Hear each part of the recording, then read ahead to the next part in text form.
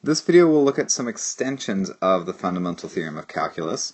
Remember that the fundamental theorem of calculus says that we can integrate a function f of x dx by finding its antiderivative, capital F of x, and evaluating it from f of b minus f of a. In order for this to work, f of x does need to be continuous on the closed interval a to b. So you can't integrate across a hole or a vertical asymptote, basically, is how that works. Now, some weird things about the FTC are that we can rewrite the FTC as another function. So what that means is oftentimes we'll see this where we'll say let g of x be the integral from 0 to x of f of t dt. Alright, so a few things to notice about this. First of all, the function that we're going to be most likely talking about is g. Second of all, there are these t's here. Why are there t's? I thought we were integrating with respect to x. Well, the reason that there are t's here is because x is already being used as the independent variable for g. You cannot use the same variable for f. It's just not allowed. And so what we do is we introduce a different variable, t, and because when we integrate f of t, we end up with something with t's, but when we plug in the 0 and the x, the t's are replaced with zeros and x's, so it all works out, and we don't end up with any t's in it. So you can think about t's as a dummy variable that go away once we think about what this function means. Anyway, so let g of x equal the integral from 0 to x of f of t dt. Most of these problems, you are given a graph, and usually the graph is of f. So let's say that this is the graph of f. Okay, well, let's think about it for a little bit. If x equals 0, then g of 0 is the integral from 0 to 0 of f of t dt. Well, the integral from 0 to 0 is just a straight line, and so that's going to be equal to 0, because that's it. There's no integration going on because I'm not moving anywhere. Now let's say that I'm integrating, and I want to do like g of 1. So here's 1, and I want to do g of 1. Well, what I need to think about is I need to think about the fact that g is the area under f, because g is the integral of f, and integral is area. So g of 1, I'm adding up the area under f, like this. So g of 1 would be this area. If I change it to like g of 2, then I'm adding more area. G of 3, adding more area. G of 4, okay, g of 4, I would be subtracting area. Do you see that? Because this area is negative because it lies below the x-axis. So what we need to do is think about functions like this as accumulation functions. This function basically goes along the x-axis and accumulates, basically just accumulates area.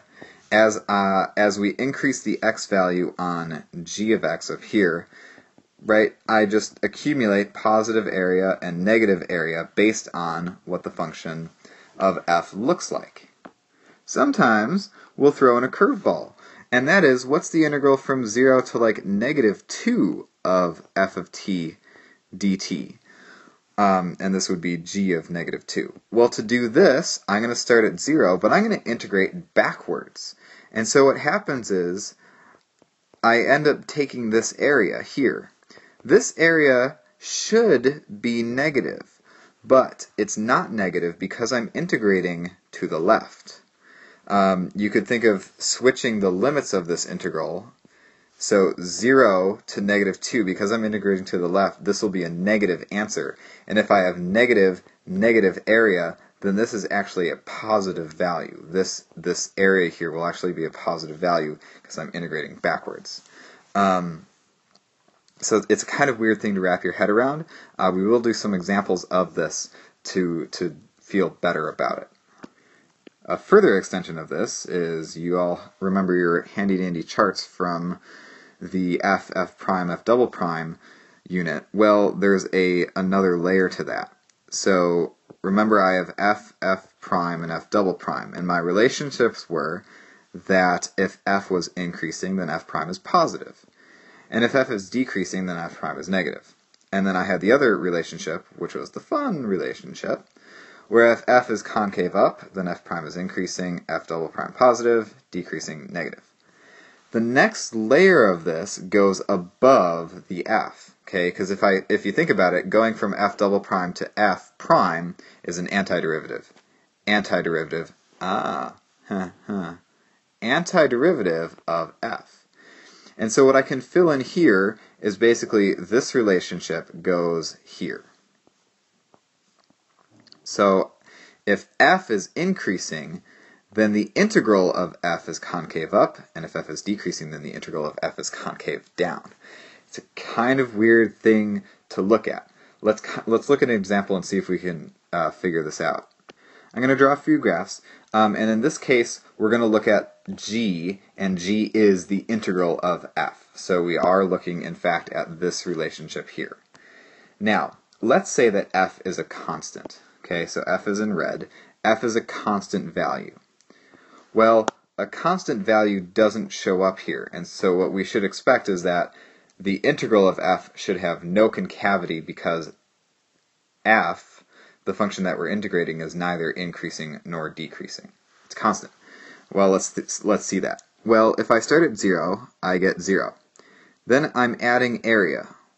Well, as I go along here, you can see that I'm adding area at a constant rate, right? If I add another infinitesimally small rectangle here, it's the same as the infinitesimally small rectangle I added here.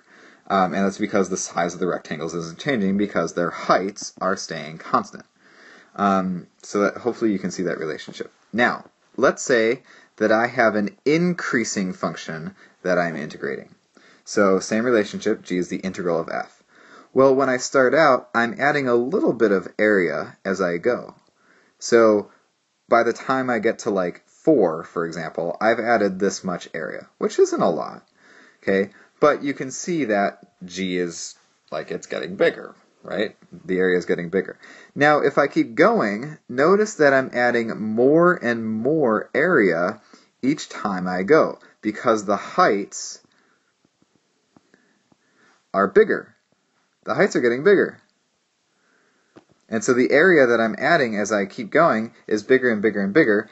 So the g, the value of the area, is not only increasing, but it's increasing at an increasing rate. And that relationship is concave up. Concave up means increasing at an increasing rate.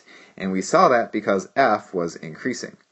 Okay, so if you think about like adding up the area, you're adding up area as an increasing rate, and therefore the integral will be concave up. Okay, again, a kind of weird relationship, but that's the way it works.